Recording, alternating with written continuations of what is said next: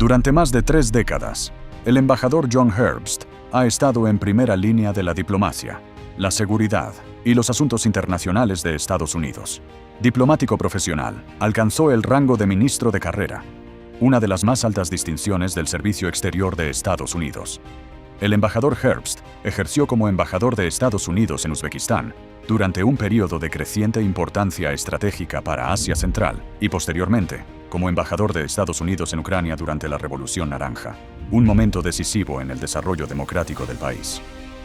Su trayectoria fue más allá de la diplomacia. En el Departamento de Estado de Estados Unidos, ejerció como coordinador para la reconstrucción y la estabilización, liderando los esfuerzos civiles estadounidenses destinados a ayudar a los países que salían de conflictos y situaciones de inestabilidad. También fue director del Centro de Operaciones Complejas de la Universidad Nacional de Defensa, donde contribuyó a reforzar la cooperación entre las instituciones diplomáticas, civiles y militares para hacer frente a las crisis internacionales. Galardonado con algunas de las más altas distinciones del servicio público estadounidense, el embajador Herbst es ampliamente reconocido en la actualidad como uno de los principales expertos de Estados Unidos en Ucrania, Rusia, la seguridad euroasiática y los desafíos que plantean la desinformación, las operaciones de influencia y la guerra híbrida. Actualmente, ocupa el cargo de director senior del Centro de Eurasia del Consejo Atlántico. Embajador Herbst, estamos muy contentos de poder conversar hoy con usted. Gracias, es un placer. La primera cuestión que me gustaría plantear está relacionada con su trayectoria. Usted comenzó su carrera diplomática en 1979. ¿Por qué eligió el camino de la diplomacia y en qué momento comprendió que quería profundizar en el tema de la desinformación y la influencia informativa y estudiar de forma más sistemática cómo funcionan? Bueno, como muchos niños de mi generación, me interesaba la guerra. Recuerdo que, cuando tenía 7 u 8 años, leía todo lo que encontraba sobre la Revolución estadounidense, la Guerra Civil estadounidense y, más adelante, sobre la Primera y la Segunda Guerra Mundial. Cuando llegué a los primeros años de la enseñanza secundaria, tendría unos 13 años, recuerdo haber leído sobre las negociaciones para poner fin al conflicto en Chipre.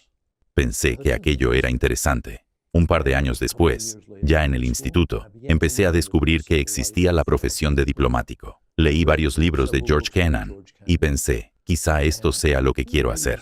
Estudié relaciones internacionales en la universidad, algo poco habitual a principios de la década de 1970, porque entonces existían muy pocos programas de este tipo. La Universidad de Georgetown tenía una facultad dedicada a la diplomacia y fue allí donde estudié. Después de graduarme, ingresé en el Servicio Exterior de Estados Unidos. Al final de nuestro podcast entrevista, le haré una pregunta sobre George Kennan. Llegaremos a ese tema más adelante. Pero ahora pasemos a la desinformación y concretamente a la desinformación rusa. En sus publicaciones, usted ha sostenido que el objetivo de la desinformación no suele consistir simplemente en convencer a las personas de una determinada narrativa, sino en socavar su confianza en la propia existencia de una verdad objetiva. Así es. ¿Por qué esta estrategia ha demostrado ser tan eficaz en el siglo XXI? Una razón importante es que la cultura occidental, tanto la estadounidense como la europea, es profundamente escéptica. Y cuando la cultura, especialmente la cultura de las élites, valora el escepticismo, resulta relativamente fácil sembrar dudas, porque se está hablando ante un público susceptible a este tipo de argumentos. Creo que por eso hemos visto. Volvamos a los primeros días de la guerra de Moscú contra Ucrania. Me refiero a 2014, cuando Rusia derribó el avión de Malaysia Airlines en el verano de ese año. La desinformación rusa difundió todo tipo de versiones, con el objetivo de desviar la atención de lo que realmente había ocurrido. El avión había sido derribado con un misil ruso, relativamente sofisticado, un Buk. Si hablamos del término en sí, el término propaganda adquirió especial relevancia en el siglo XX, incluso durante la Segunda Guerra Mundial. Desde su punto de vista, ¿qué distingue a la propaganda rusa moderna de las formas anteriores de propaganda? ¿Y por qué resulta especialmente peligrosa hoy en día? Existen muchas similitudes entre la propaganda soviética y la propaganda que vemos hoy. Se trata de información o de información falsa, elaborada para servir a los objetivos de política exterior de una potencia agresiva. Ahora bien, las circunstancias de las décadas de 1930 y 1940 eran bastante diferentes de las actuales. En aquella época, una parte considerable de las élites occidentales se inclinaba por los ideales comunistas, o, al menos, socialistas. Por eso, se difundía información destinada a motivarlas a oponerse a las políticas de los gobiernos occidentales, que Moscú rechazaba. Hoy, como acabamos de comentar, existe una visión del mundo diferente, en la que el escepticismo desempeña un papel muy importante. Por eso utilizan técnicas distintas, diseñadas, una vez más, con el mismo objetivo: influir en las élites, para facilitar que Moscú alcance sus objetivos de política exterior, incluso cuando esos logros perjudican la seguridad de Estados Unidos o contradicen los valores occidentales. Creo que ya ha respondido a la siguiente pregunta, pero quizá tenga algo que añadir, porque es un tema muy interesante. ¿Cuál es el verdadero objetivo de la desinformación rusa? Entendemos que busca influir, como usted ha dicho, en las políticas exteriores y alcanzar determinados objetivos, pero, en términos generales, ¿se trata principalmente de convencer al público de la posición rusa o más bien de profundizar la polarización y debilitar la confianza? Una vez más, si volvemos al siglo pasado, al menos hasta 1956, cuando tuvo lugar el discurso secreto de Khrushchev sobre todos los crímenes de Stalin, e incluso después, una parte considerable de las élites occidentales tendía a considerar que Moscú o el comunismo no eran fenómenos especialmente malignos ni peligrosos. Por tanto, se podía aprovechar ese apoyo para movilizarlas, una vez más, contra los esfuerzos de los gobiernos occidentales por combatir el comunismo. Hoy no existe un público similar que esté predispuesto a aceptar este tipo de narrativas del Kremlin. Por eso, repito, operan en un clima de duda. La idea consiste en conseguir que no se reconozca una verdad incómoda. Porque, si se comprendiera bien la desagradable realidad de lo que está haciendo el Kremlin, las políticas destinadas a frustrar sus objetivos y a impedir que Moscú alcance sus metas serían mucho más firmes. Los tiempos han cambiado, y las tácticas también. Sin embargo, siempre ha estado presente el uso de recursos estatales y la difusión selectiva de fragmentos concretos de información verdadera y falsa. Usted mismo ha realizado una contribución importante a la lucha contra la desinformación y la propaganda rusas y contra su influencia en Estados Unidos y Europa. Y aquí me gustaría plantear una pregunta sobre Estados Unidos. Desde 2016, el país ha adoptado algunas medidas para sacar a la luz y desarticular operaciones de influencia rusas, incluidas acciones contra cuentas vinculadas con troles rusos, granjas de bots, redes y otros mecanismos similares. Sin embargo, las divisiones políticas y sociales que observamos, así como la polarización, siguen aumentando actualmente tanto en Estados Unidos como en Europa. ¿Hasta qué punto son vulnerables hoy Estados Unidos y Europa a la desinformación rusa? ¿Y qué medidas concretas deberían adoptar las sociedades democráticas para aumentar su resiliencia frente a ella? No quisiera exagerar el impacto de las campañas informativas rusas. Es real y es peligroso. Uno de sus objetivos consiste en fomentar la discordia en las sociedades de sus adversarios, incluido Estados Unidos. Pero siempre existirán causas internas más importantes en Estados Unidos, Reino Unido, Alemania o cualquier otro país que generen tensiones dentro de esas sociedades. Por eso, dudo en atribuirlo todo al Kremlin. Creo que sería un error. Sin embargo, sí desempeñan un papel. Pueden detectar las tensiones existentes. Dedican mucho dinero y una enorme atención humana a ello. e introducir sus narrativas en esas sociedades para explotarlas. La mejor defensa frente a esto consiste en prestar mucha atención a las narrativas rusas y, francamente, no ocultan sus narrativas. Aquello que intentan introducir en la sociedad estadounidense o alemana aparece abiertamente en los medios estatales rusos, en las redes sociales rusas o en las declaraciones de personas que desempeñan un papel en la política de Rusia. Me refiero, por ejemplo, a Surkov en su momento, antes de ser apartado del Kremlin, a Peskov hasta el día de hoy, y a otros. Así empiezas a comprender lo que está ocurriendo. Después, es necesario contar en Occidente con personas que se especialicen en este ámbito y que denuncien públicamente estas narrativas. También ayuda a que los gobiernos occidentales comprendan el problema, para que puedan contribuir igualmente a debilitar las narrativas del Kremlin. Pero aquí surge un problema. Para que un gobierno hable de esto con franqueza, tiene que alertar a su propia población sobre una amenaza procedente de una potencia extranjera. Y si usted es un político que quizá sea muy inteligente, pero al que le falta firmeza, puede que no quiera que esa información llegue al espacio público. Uno de los problemas a la hora de afrontar la agresión del Kremlin contra Ucrania es que nuestros dirigentes no han querido explicar claramente al público estadounidense hasta qué punto la actividad rusa es, primero, inmoral y segundo, peligrosa. Porque entonces surge una pregunta natural. Señor, ¿qué está haciendo usted al respecto?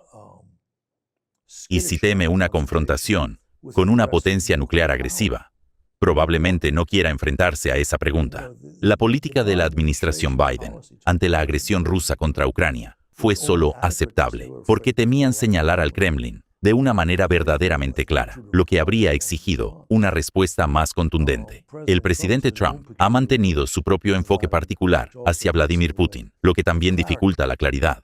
A veces habla de Rusia como un adversario, por ejemplo, cuando se refiere a Groenlandia o Cuba. Pero cuando habla del lugar donde la actividad rusa resulta más peligrosa, como Ucrania o Europa, no escuchamos que se refiera a Rusia como un adversario. Eso tampoco contribuye a una comprensión clara del peligro, del cual las operaciones informativas constituyen solo una parte. Ya hemos pasado al tema de Ucrania. Y aquí me gustaría analizar un hecho interesante que usted ha mencionado. Una de las lecciones es que la guerra de Rusia contra Ucrania no se preparó únicamente en el campo de batalla, sino también en el espacio informativo. Durante años, Moscú presentó la guerra en el Donbass como un conflicto civil, en lugar de como una operación dirigida por el Kremlin. La pregunta es la siguiente: ¿con qué seriedad percibe actualmente la sociedad estadounidense la amenaza de la influencia extranjera ejercida mediante la guerra informativa? ¿Y hasta qué punto considera que esta amenaza puede afectar a la seguridad nacional de Estados Unidos? Fue realmente asombroso y frustrante observar. Durante casi todo el periodo anterior a la invasión rusa, a gran escala de Ucrania, cómo los medios occidentales, especialmente en 2014, 2015 y 2016, hablaban de enfrentamientos entre grupos prorrusos en Ucrania y el gobierno de Kiev. Como señalé entonces y sigo señalando hoy, el levantamiento en el Donbass fue planificado, financiado, armado e incluso dotado de personal desde Rusia. Sin embargo, una razón importante por la que este enfoque se convirtió en el punto de referencia de medios respetados de Estados Unidos y Europa fue que sus propios gobiernos se negaron a decirlo claramente. El primer presidente de la denominada República Popular de Donetsk fue el señor Borodai, un estratega político de Moscú. Y el primer ministro de Defensa fue el coronel Girkin Strelkov, un agente aventurero del FSB. Eso dejó el juego al descubierto para cualquiera que tuviera ojos para verlo. pero considero que la deficiente cobertura de medios prestigiosos se debía, una vez más, a la falta de firmeza de los políticos.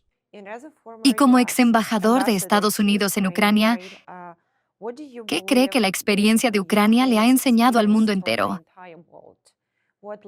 ¿Qué lecciones de la experiencia ucraniana con las operaciones de influencia rusas deberían tomarse hoy muy en serio en Estados Unidos y Europa? No sé si las lecciones de Ucrania pueden trasladarse fácilmente a otros contextos. Lo digo porque Rusia estuvo presente en el espacio mediático ucraniano de una manera muy eficaz, no solo hasta la anexión de Crimea, sino incluso durante el periodo de la guerra rusa de menor intensidad. Me refiero al periodo anterior a la invasión a gran escala.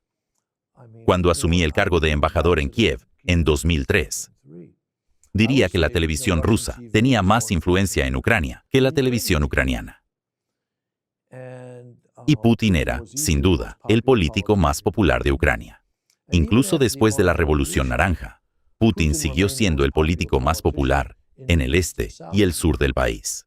Nunca fue popular en el oeste, pero sí era el político más popular en el centro del país, es decir, en Kiev y a lo largo del Dnieper. Ya fuera desde Odessa, no, Odessa está en el sur, pero si hablamos de Zaporilla, Dnipro o más al norte, hasta Sumy, Putin era popular, aunque no tanto como en el este y el sur. Sin embargo, después de la Revolución Naranja, su popularidad disminuyó, porque la población comprendió que había intentado manipular las elecciones de 2004. Y, una vez más, la televisión rusa mantuvo una influencia considerable en el este y el sur hasta la invasión a gran escala, que acabó con esa influencia. Recuerdo haber leído lo que usted proponía entonces respecto a los medios rusos en Ucrania y la importancia de que los medios ucranianos fueran independientes y no estuvieran sometidos a la influencia de los medios rusos. ¿Cómo ha cambiado la invasión rusa a gran escala de Ucrania la forma en que Estados Unidos y Europa entienden la disuasión, las alianzas y la seguridad a largo plazo?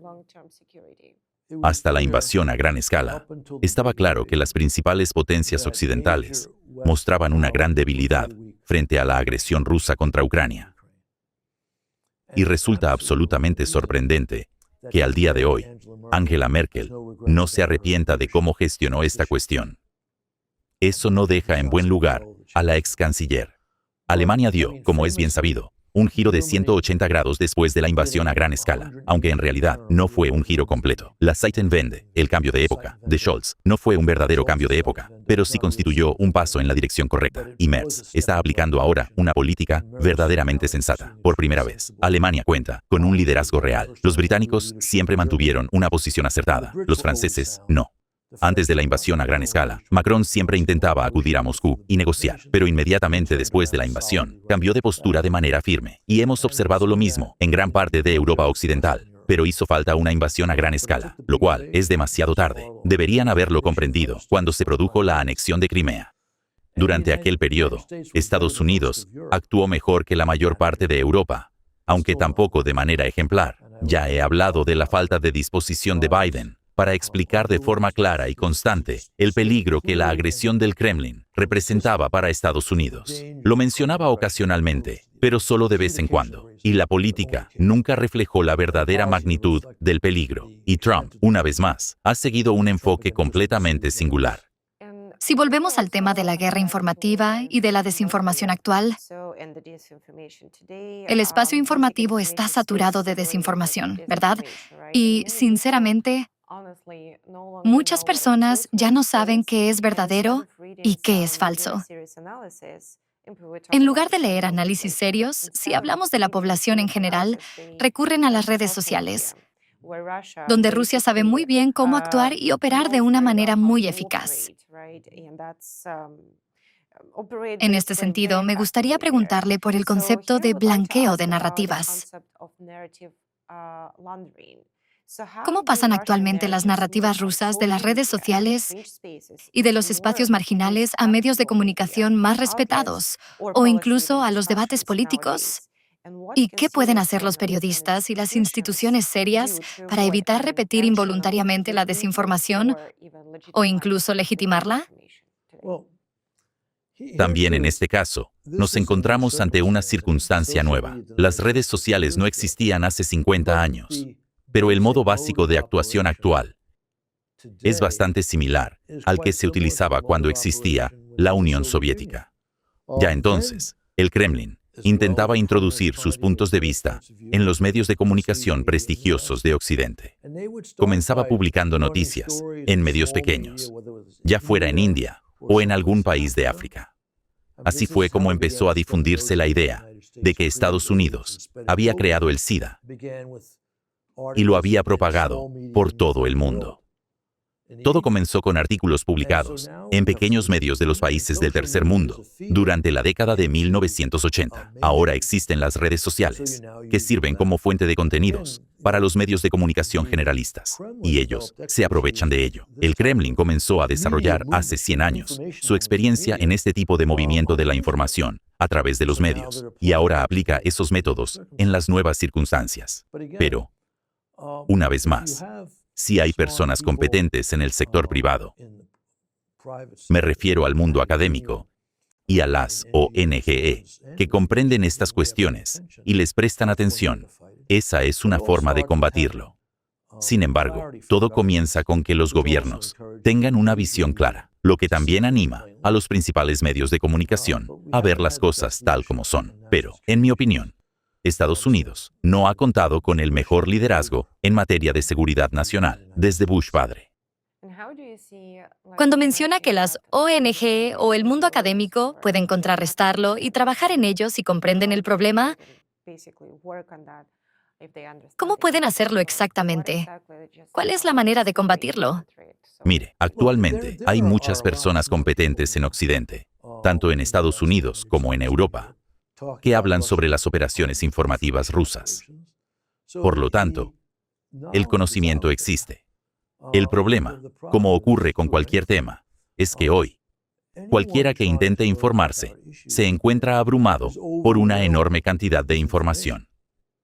Por eso, incluso para las personas inteligentes, no resulta tan fácil investigar una cuestión y determinar dónde se encuentra la información correcta y a qué fuentes acudir. Sin embargo, existen distintos centros en universidades y otras instituciones que escriben sobre este tema, por lo que hay una cantidad considerable de información disponible. Creo que Estados Unidos no se encuentra en una mala situación respecto a la desinformación rusa. Aunque es cierto que algunos sectores del Partido Republicano han adoptado narrativas rusas. También existen sectores, aunque menos numerosos, dentro del Partido Demócrata que han aceptado esas narrativas. Además, hay bastantes estadounidenses que no están necesariamente afiliados a ninguno de los dos partidos y que se han encontrado con narrativas rusas. Es lamentable que, al menos durante cierto periodo, desde finales de la década de 2010, las cuestiones relacionadas con Ucrania se convirtieran en parte de una división partidista entre republicanos y demócratas. Toda esta historia, ¿sabe? Esta conversación telefónica perfecta, entre comillas, entre Trump y Zelensky en 2019 y el posterior proceso de destitución fue un problema. Creo que estamos llegando a nuestra última pregunta. Como he mencionado al principio, me gustaría plantearle una cuestión relacionada con el telegrama largo de George Kennan y las advertencias que formuló en él. Kennan advirtió que Moscú buscaría los puntos débiles de las sociedades occidentales y trataría de explotar sus divisiones, el cansancio, la desconfianza y los conflictos sociales. En ese sentido, la respuesta no consistía únicamente en reaccionar ante Moscú, sino también en fortalecer la sociedad estadounidense y hacerla más resiliente. En su opinión, ¿sigue siendo válida hoy esta lógica? ¿Pueden las campañas de influencia extranjera profundizar divisiones que ya existen, aunque no las hayan creado? ¿Y puede la guerra informativa debilitar a un país sin que se dispare un solo tiro? Por supuesto, la información, la desinformación o una campaña mediática deliberadamente dirigida pueden debilitar a un país sin necesidad de recurrir a las armas. La idea general de Kennan sigue siendo válida. Existe una potencia hostil que alberga las peores intenciones respecto al futuro de Estados Unidos y que lleva a cabo operaciones informativas en nuestro país. Es importante que lo comprendamos y adoptemos las medidas adecuadas. Una vez más, todo comienza con una política gubernamental acertada. Kennan fue una de las razones por las que contamos con una política gubernamental sólida a finales de la década de 1940 y en los años posteriores. No creo que nuestra política actual, frente a este peligro, sea ni de lejos tan eficaz como lo fue hace 60, Dios mío, hace más de 75 años, o hace 60, para el caso. Sin embargo, es indudablemente mejor de lo que era en 2014 y 2015. Sí, muchísimas gracias por su tiempo. Ha sido un placer. Ha sido un placer conversar con usted. Yo también he disfrutado de la conversación. Le deseo todo lo mejor. Igualmente, gracias. Gracias.